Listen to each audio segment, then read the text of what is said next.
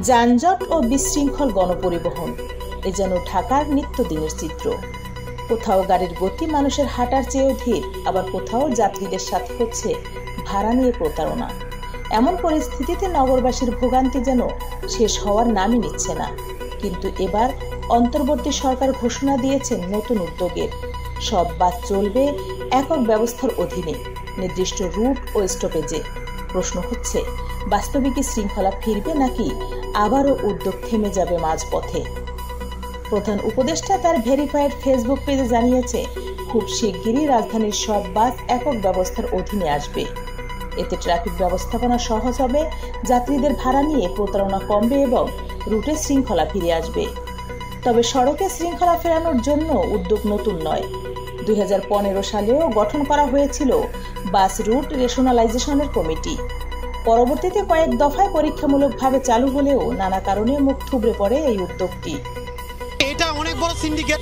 যদি আমাদের প্রধান উপদেষ্টা এটা শৃঙ্খলা ফিরে আনতে পারে, সবকিছু একক ব্যবস্থা করে নিয়ে আসতে পারে, এটাই ওনার জন্য সবচেয়ে বড় নোবেল। শুনতেছি কিন্তু কাগজে কলমে এখন পর্যন্ত পাইনি। আমরা চাই যেন পরিকল্পনা যেটাই হোক সেটা যেন মানুষের কাছে উপস্থাপন করা হয়, সেটা সময় যেন বাস্তবায়ন করা হয়। আমাদের অনেক জায়গায় রোড মার্কিং নাই, যেমন আপনি এক জায়গায় পার্কিং করবেন, সেই পার্কিংয়ের জন্য মানে নির্দিষ্ট যে প্লেস এই জায়গাগুলো দেওয়া নেই।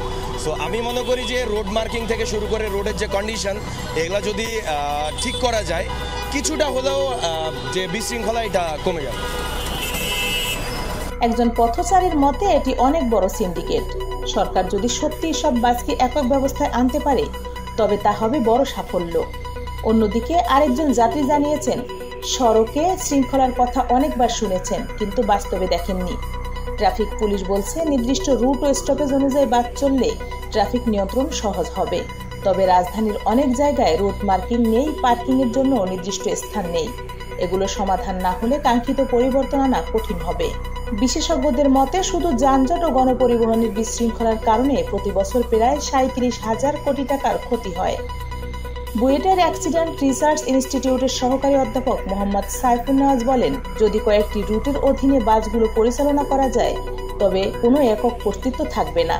রাষ্ট্র তখন নিয়ন্ত্রণ করতে পারবে এবং এতে ট্রাফিক ব্যবস্থাপনা উন্নত হবে।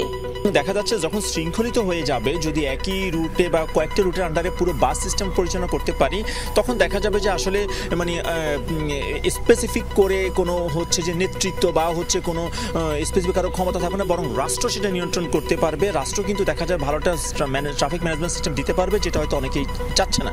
নিয়ন্ত্রণটা এমনভাবে তারা পরিকল্পনায় বা নীতিতে আনবে সেটা চাইতে পারে, কিন্তু এক্ষুনি যে হবে বা করবে আমি তো এটা বুঝতেছি না কীভাবে হবে, বা আপনি বুঝেন কিনা।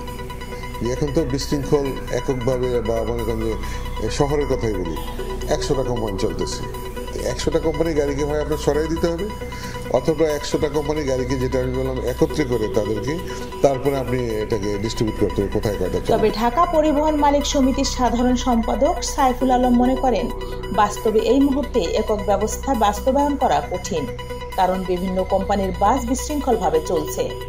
এগুলোকে হয় সরিয়ে দিতে হবে, নয়তো একত্র করে রুট ভিত্তিক ভাগ করতে হবে। চালক, হেল্পার কিংবা যাত্রী কেউই নিশ্চিত নন নতুন এই পরিবহন ব্যবস্থার ভবিষ্যৎ নিয়ে। সবারই প্রশ্ন, এবারের নিয়ম আসলে কতদিন টিকবে নাকি আগের মতোই ব্যর্থ হবে?